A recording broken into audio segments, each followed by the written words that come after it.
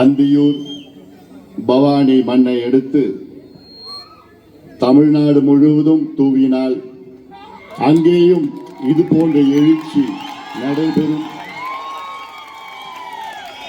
இது நான் பல காலமாக நான் பார்த்து வருகின்றேன். 20 ஆண்டுகளுக்கு முன்பு இந்த பகுதியிலே நம்முடைய கட்சியின் கொடியேற்று விழா நடைபெற்றது. இந்த கொடியேற்று விழா நிகழ்ச்சியில் நான் கொடியேற்ற நேரத்தில் கிராமங்களுக்கு சென்று இரவு 3 மணிக்கு நான் செல்வேன். ஏன்னா காலையில் ஆரம்பிச்சேன்னா விடிய காலை 3 மணி 4 மணி வரைக்கும் போயிட்டு இருக்கோம். அப்பெல்லாம் 10 மணிக்கு முடிக்கணும்னு கிடையாது.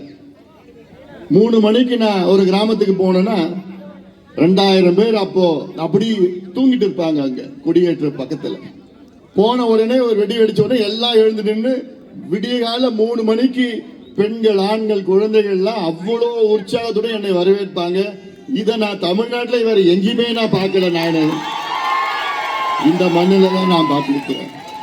அப்படிப்பட்ட எழுச்சி மிக்க நம்முடைய மண்ணிலே என்னுடைய 100 நாள் நடைபயணம் நிகழ்ச்சி நடைபெற்றுக் கொண்டிருக்கிறது.